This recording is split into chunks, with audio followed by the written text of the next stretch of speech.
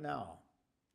Did you know that the prophet Ezekiel in the Old Testament prophesied that in the last days an aggressive leader would rise up out of the nation of Russia with a desire to reassemble the Russian Empire, and that upon assembling that Russian Empire, that they would then take their greed for power and ally other nations in that region of the world, and that they would invade Israel out of the north. That's prophesied in detail, and we're going to talk a little bit about that today. Ezekiel prophesied that in the last days, many translations use the phrase in the distant future. Ezekiel's prophecy in the 38th and 39th chapters are not prophesied for his era. Ezekiel was about 25 years old when he and his wife were taken into Babylonian captivity. At the age of 30, he became a prophet. One of his contemporaries was the prophet Daniel, who was a bit older than Ezekiel and well known and already established as a notable, respected prophet at that time. But it was Ezekiel who prophesied that in the distant future, he made it very clear, Ezekiel 38 and 39, Ezekiel's prophecy was not for the Jewish people. It was not for those in Babylonian captivity, nor was it for that era of time. He very carefully articulated in the distant future, and then gave to us details to help us know when that would be fulfilled. But Ezekiel prophesied in the last days that an aggressive leader out of Russia would arise with a greed and a lust for power, and his attempt is to bring about the reconstruction of the Russian Empire, and he'll succeed. And the Bible not only tells us that he'll succeed, but the Bible tells us that he'll not be content with bringing about the reconstruction of the Russian Empire, but will then turn his eyes towards Israel and will invade Israel out of the north along with a mighty coalition army. And we're going to get into that today. Because as I speak, the eyes of the world are currently, and when I say the eyes of the world, I mean the entire world, is watching Russia as I speak to see the details of this unfolding war. Media outlets around the globe are postulating how far is Vladimir Putin willing to go. And yesterday, as I was studying, it came on the news that they were shelling one of the nuclear plants in Ukraine. And the danger of that, most of us are aware of the horrific apocalyptic event that took place in Chernobyl. And those who understand these matters better than I have said that if they attack and blow up this nuclear plant in the Ukraine, that it potentially will be 6 times worse than Chernobyl. This is the type of madman that we're currently dealing with. Now, listen very carefully. Do not misquote me. In this teaching, I am not saying that Vladimir Putin is Gog. He is not, I am not saying, listen, I am not saying, do not walk away from this study and say Tiff Shuttlesworth told us that Vladimir Putin is Gog in Gog and Magog in Ezekiel 38 and 39. However, potentially he could be. I'm not going to give you my opinion on that because it would only be speculation, and I don't believe when you teach Bible prophecy that you should run down roads of speculation. What do we always teach you? Start in the Bible, stay in the Bible, and finish in the Bible. So whether or not Vladimir Putin is Gog in Ezekiel 38 and 39, I do not know. But what I do know is Ezekiel prophesied that in the last days, an aggressive Russian leader would arise with a lust to reassemble the Russian Empire, and that upon assembling the Russian Empire, his lust will then turn towards the nation of Israel. He will amass a great horde of armies from that region of the world, and they will descend down the Euphrates River. The Bible said that the Euphrates River would actually dry up in the last days, and that these allied armies would descend out of the north down the dried up riverbed of the Euphrates to attack Israel. Well, guess which river in recent years has dried up? Now, depending upon rains and seasons, there is still some flow to that, but there have been times in recent years where the Euphrates River has dried up, and that the Bible prophesied would become the military highway from the north down through Syria and into the north of Israel, and this Gog and Magog war. The internet is currently trending with people asking, and I'm getting questions from all over the world, what's going on in Russia? Does this have anything to do with Bible prophecy? And if so, how? And so that's why I'm doing this teaching today. And so if you're taking notes, be sure to write this down. Everything that we're teaching today about Russia's role in final Bible prophecy is found in Ezekiel chapter 38 and Ezekiel chapter 39. To be more specific, Ezekiel speaks specifically from Ezekiel chapter 38 and verse 1 all the way through Ezekiel chapter 39 and verse 24. Be sure to write that down.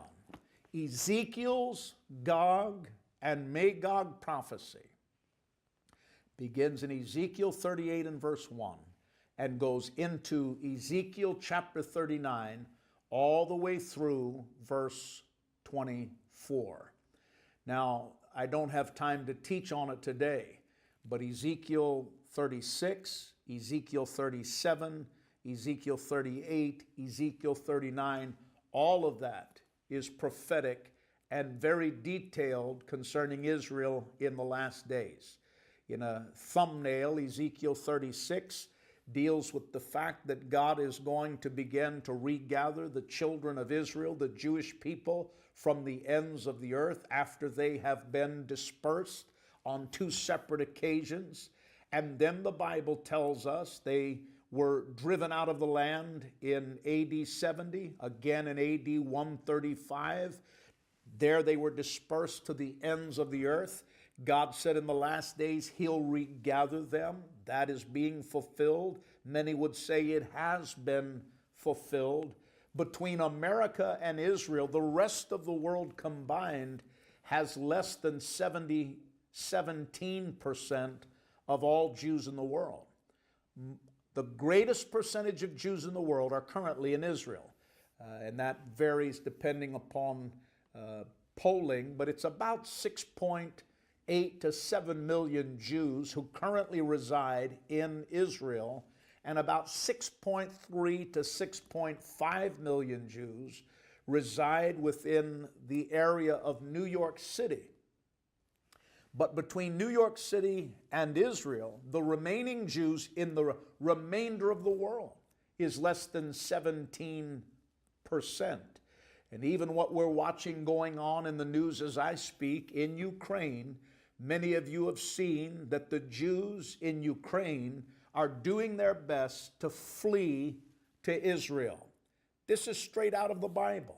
Ezekiel 36 and 37 tells us that Israel will be regathered in stages. Ezekiel chapter 37 speaks about the dry bones and God beginning to gather them bone by bone, piece by piece, muscle by muscle. In other words, Ezekiel 37 is talking about a systematic regathering of the nation of Israel to their homeland. That is fulfilled as we speak. And so what happens after Ezekiel 37 and the regathering of the Jews from around the world to the homeland, which the Jews refer to that as Aliyah, returning to their homeland? Ezekiel 38. So after the regathering of Israel to their homeland, the rebuilding of their nation, May 14th, 1948, Jerusalem reestablished by the United States and allied nations recognized Jerusalem as their capital. When did that take place? May 14th, 2018, 70 years to the exact day after Israel was reborn as a nation. And then in Ezekiel 38, we move to the Gog-Magog war. 3 questions I want to answer. If you're taking notes, question number 1, where do we find Russia in the Bible? Many people have sent that question in to me. If what's going on in Russia is in Bible prophecy, where do we find Russia in the Bible? Well, I read to you out of Ezekiel chapter 38, verses 1 through 6. Look at verse 2. Ezekiel 38, verse 2. Son of man, set your face toward Gog of the land of Magog. Now, I'm going to define who Gog and Magog are. Be patient. But what I want you to highlight, the prince of Rosh. Some would pronounce that and say that the proper pronunciation is Rosh. I'm not going to take points off your final exam either way. The prince of Rosh, the prince of Rosh, Meshach and Tubal. Now, let me pause long enough to say there are many that I've heard who are trying to teach, and when I hear them say things like this, I know that they're not deep students of prophecy, but probably surface students of prophecy. But even in recent days, I've heard people say Meshach is Moscow and Tubal is Tobolsk, which are 2 major cities in Russia. They are not. So if you hear anyone teaching that Meshach is Moscow and that Tubal is Tobolsk, that is inaccurate. They are not cities in Russia. It refers to different land masses. The Bible says, Gog of the land of Magog, the prince of Rosh, Meshach and Tubal, and prophesy against him. Highlight that. Prophesy against him. Who's him? Gog. So Gog is not a land. Gog is a leader. We'll come back to that. Prophesy against him, verse 3, and say, Thus says the Lord God, Behold, I am against you, O Gog, prince of Rosh. And prince from the originals simply speaks of a person of high authority and high leadership. So Gog is a prince in Rosh. Gog is a person. Magog is a land. Write that down. Gog is a leader. Magog is a land. Gog is a leader. It speaks specifically of a man, a prince of Magog. Gog is a leader. Magog is a land. O Gog, prince of Rosh, Meshach and Tubal, I will turn you about and put hooks into your jaws and bring you out. So over 2,500 years ago, the prophet Ezekiel speaks of a group of allied nations that are going to attack Israel in the distant future. Now, none of these nations are called Russia in our modern English translations of the Bible. In other words, the word specifically Russia is not found anywhere in an accurate English translation of the Bible. However, the reference to Rosh or Rosh, in Ezekiel 38 and 2, is a shortened version of modern Russia. So let me be clear. Rosh is Russia. We don't think it is.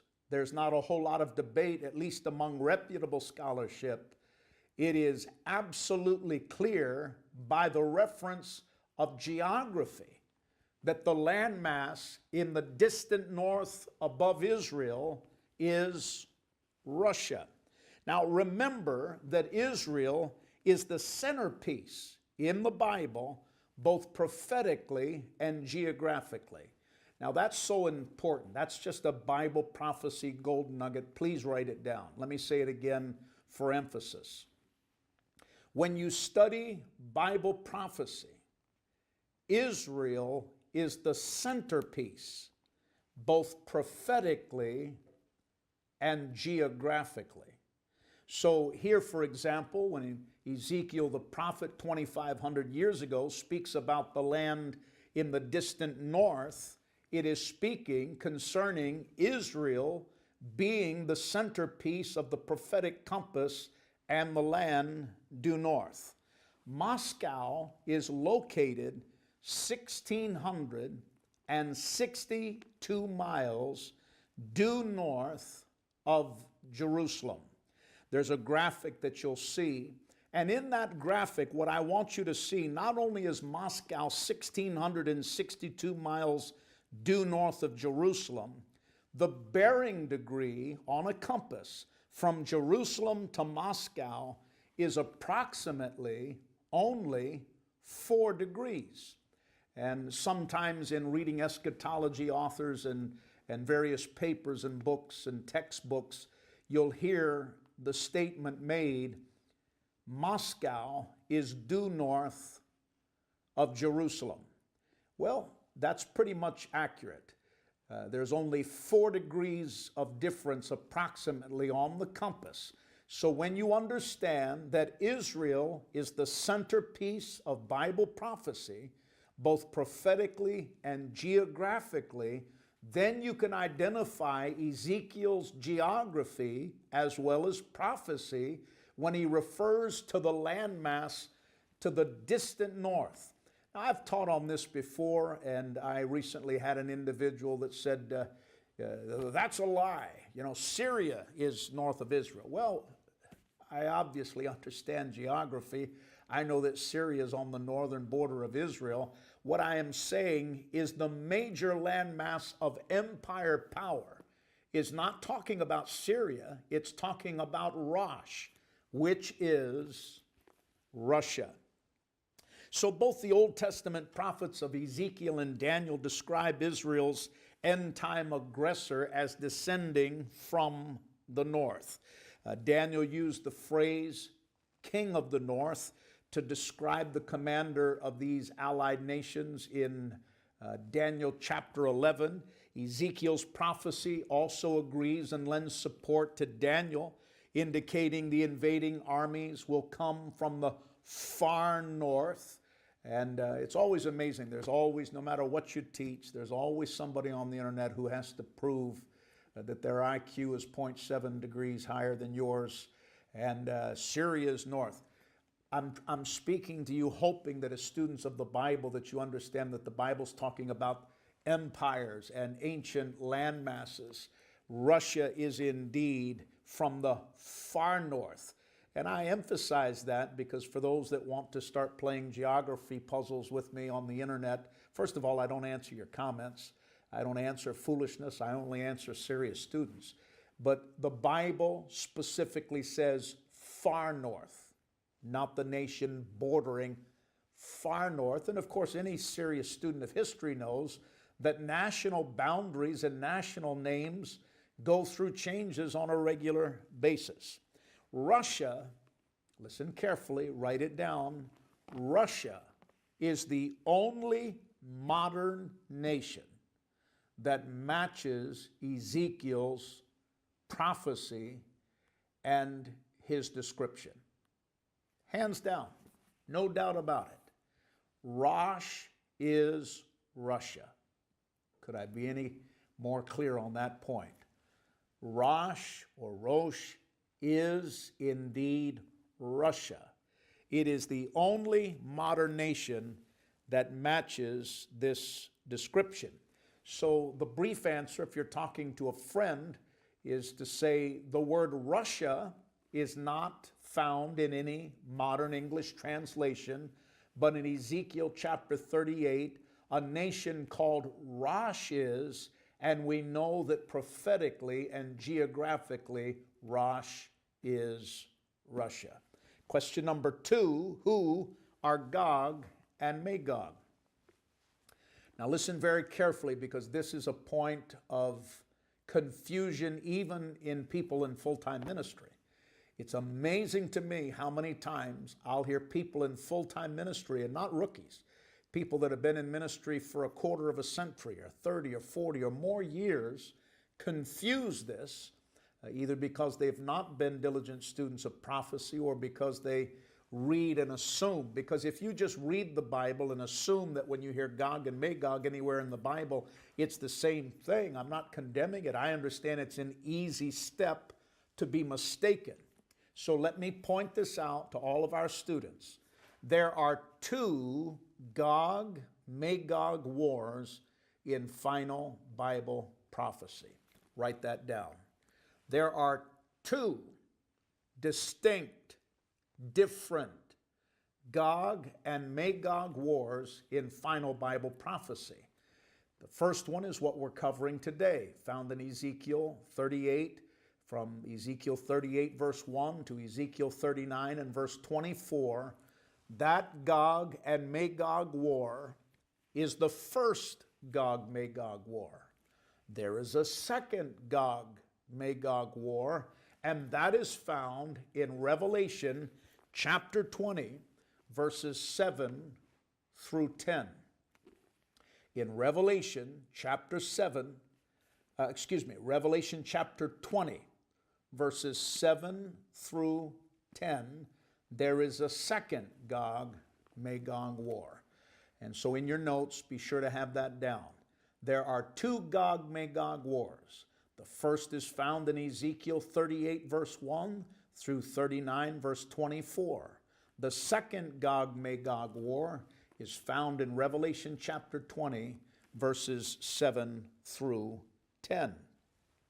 Ezekiel's Gog and Magog war in the 38th and 39th chapter takes place. Now let me be honest about this, as you often hear me say. There are some various views in final Bible prophecy. Not everybody agrees on details. I always want to be humble enough to be respectful of people that may have a disagreement on the timing. But almost all substantial scholarship rests upon a very narrow window on the timing of the first Gog-Magog war in Ezekiel 38 and 39. And it varies. Some believe that it happens immediately after the rapture. Some believe that it happens closer to the halfway point during the tribulation. So there's a span there of 3.5 years. So you may hear, if you study this in depth, you may come across a notable scholar who may make the argument that the Battle of Gog and Magog takes place immediately after the rapture. You may find another one who will make a very valid point as to it happens after.